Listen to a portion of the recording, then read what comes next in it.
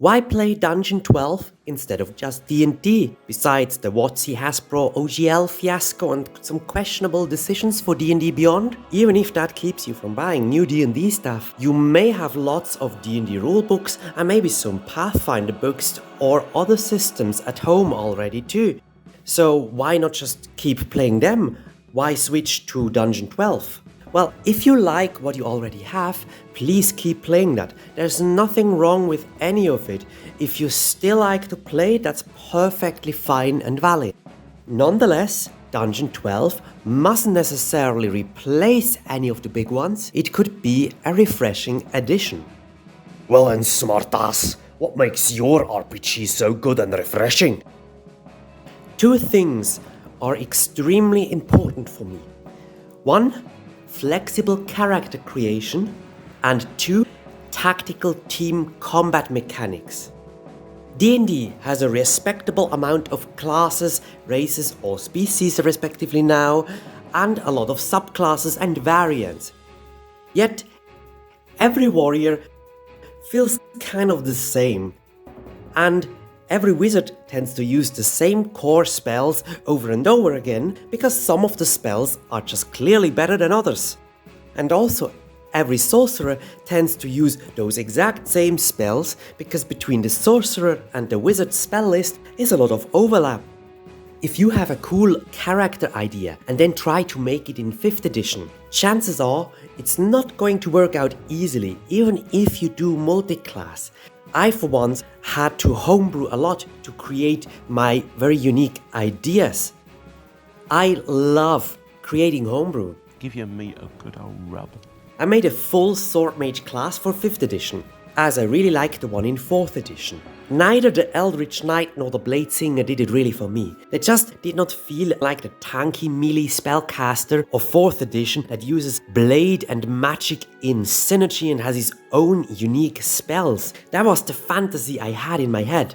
So I homebrewed it for 5th edition. Yeah, boy. You can find it on my Patreon, the link to it is in the video description. I've seen your sword mage. It's totally broken and OP. If you min-max that, it breaks the game. I for sure wouldn't allow that in my game. Oh, shut up. Rude. But yes, one downside of homebrew is, of course, your DM has to be okay with it. And also, you either have to write it yourself and write it fair and balanced, or you gotta find it online, and what you found also has to be balanced and fit the idea you actually have. Either of those isn't very simple. D&D 5th edition, while having really cool mechanics and some very unique subclasses by now, there is always a lot of overlapping between classes, and detailed customization may require a lot of homebrew since the core system just doesn't offer the flexibility I want. Dungeon 12 offers a lot of customization. I create 12 classes, each with 3 subclasses, all of that with multiclassing already in my mind. Multiclassing can allow you to create your character closer to your idea. And while multiclassing is a part of D&D 5th edition already, it often feels like an afterthought that got sidelined as an optional thing, which is okay, that's a valid approach and to each their own. But for Dungeon 12, multiclassing is integrated into the core design and a solid part of the system. At the same time, I want 2 players choosing the same class without ever multiclassing to not feel like they play the same character. In roleplay, sure, but also in combat. How do I do that?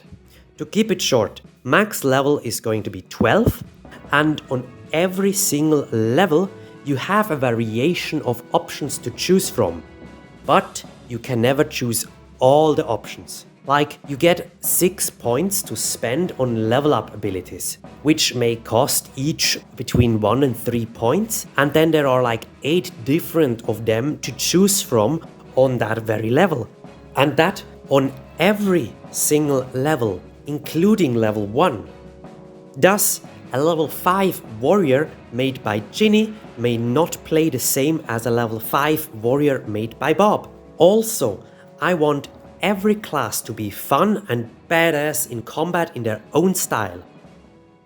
While Fighter-Man, Fighter-Man, overall he is fairly bland. Hit some stuff, hit some more. Outside combat it's quite a bore. Look out, he is a Fighter-Man.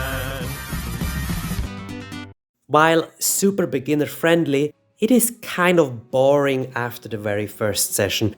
Do just a weapon attack over and over and over again.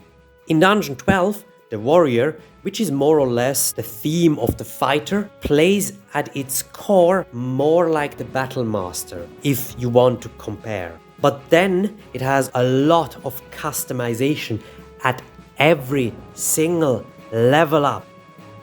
Some passive abilities and some cool active anime style strikes.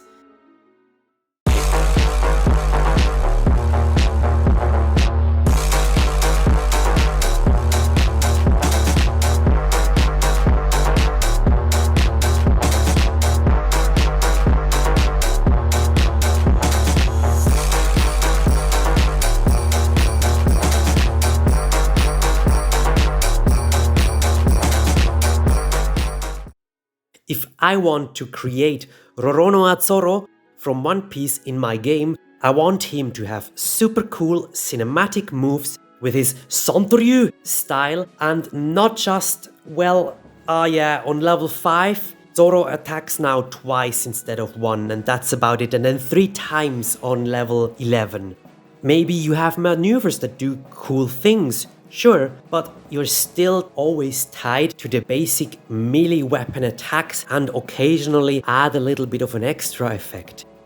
I want Zoro to have an AoE swipe that hits all the targets in an area. I want him to dash towards a target and strike them while dashing through, slicing them apart with a high damage move. I want him to have a slash that is so strong and so sharp that it cuts in a line through multiple enemies, maybe even enemies that are flying in the air. And I want cool moves that are especially efficient when done coordinated with your team, like one character holds the enemy still so the warrior can do an extra effect on his attack against the target now. Combo moves, tactical combat, rewarding team play. That's what I want. And that's what is going to be in Dungeon 12. Okay, that sounds pretty cool, but so far it's all classes, combat and action. Does your RPG even have RP in it? You know, for roleplay? Thank you for asking. This brings me to a point that annoys me about D&D a lot more than I like. In D&D, often roleplay boni have to compete against combat boni. Okay, can you elaborate? Like with some examples? I do. Some classes get extra skill proficiencies, while others stay on the base 4 skill proficiencies throughout the whole game if they don't multi-class, that is. Sure, both is useful, and sometimes a skill is used in combat. But let's be real, most of the skills, most of the time, are used outside of combat, in social situations or in exploration or anything that isn't combat really, where a class like the fighter or barbarian often just is there, not doing anything, standing on their hind legs like Rory Calhoun, just waiting for combat to start. Look at you, standing there on your hind legs like a couple of Rory Calhoun. All while the bard or rogue do all the fun roleplay stuff. On the other hand, in combat, the fighter or barbarian may go all out in rage.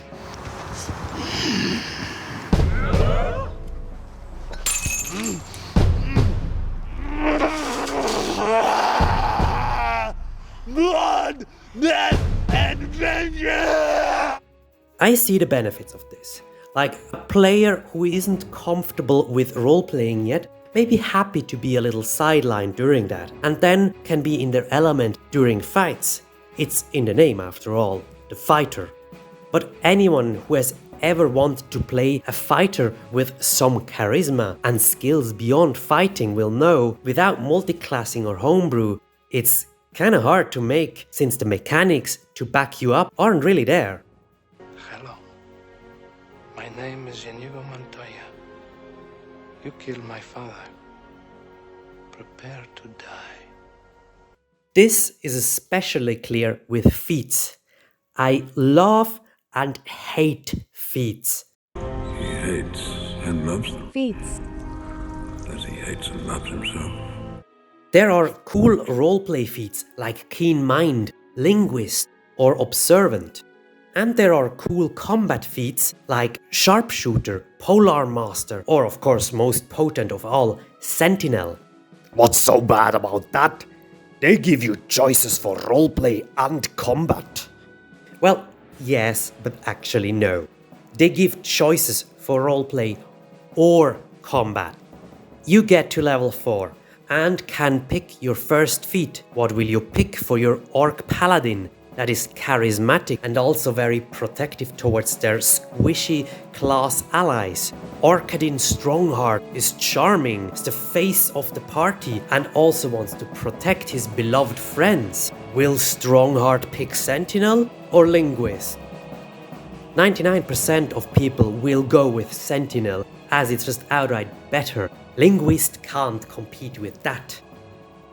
I don't understand why they designed it like that. When I DM, I like to homebrew feats right away. And in Dungeon 12, I do it similar to how I do the homebrew feat solution for 5th edition Dungeons and Dragons. I split feats into 2 lists. Roleplay versus combat. Round 1. Fight! Yes, but actually, no. I separate all combat-only feats from all roleplay-only feats. There may be minor overlap, but nothing that can't be tweaked with minor balancing. When players can pick a feat, at first they only get the combat feat list, and then afterwards they also get to pick a feat from the roleplay list for free. I want these roleplay feats that are fun but never picked because they're just not strong enough. If I give them away here and there for free, they will still be picked. And if I don't put them on the same list as the combat feat, people will never have to think, oh, do I want Linguist or Sentinel? Well, my party will complain if I don't go Sentinel, so I guess easy choice. No. Separate lists solves this issue. I am sure happy if players who like poor weak feats like Linguist also are able to pick up chat feats like Sentinel. I do it similar in Dungeon 12. Upon character creation, you get points to spend on roleplay oriented traits and another source of points to spend on combat oriented traits. I want no competition between roleplay and combat in the mechanics of the game. You shall never have to choose one over the other and always have the option to flavor your character the way you like. The customization, the flexible character building. That's the core of my system. I want the system to support both parts. RPG is, after all, a game with role-playing and combat. Oh, and also, I have another reason why I chose to make Dungeon 12. The most important reason of all, more important than anything in this video so far.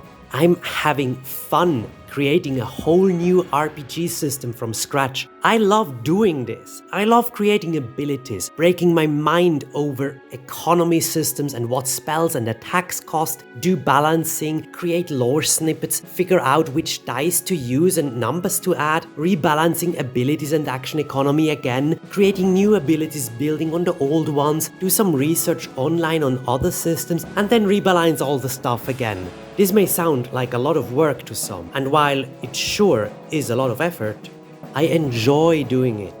So yeah, what do you think? Do you like my approach? Have some constructive feedback? Feel free to write it into the comments. Even if you think it's trash, write that too, but write more than just video bad. If you do, I only open to the OG Tomb of Annihilation. You heard him. Thanks for watching. Trapdoor out.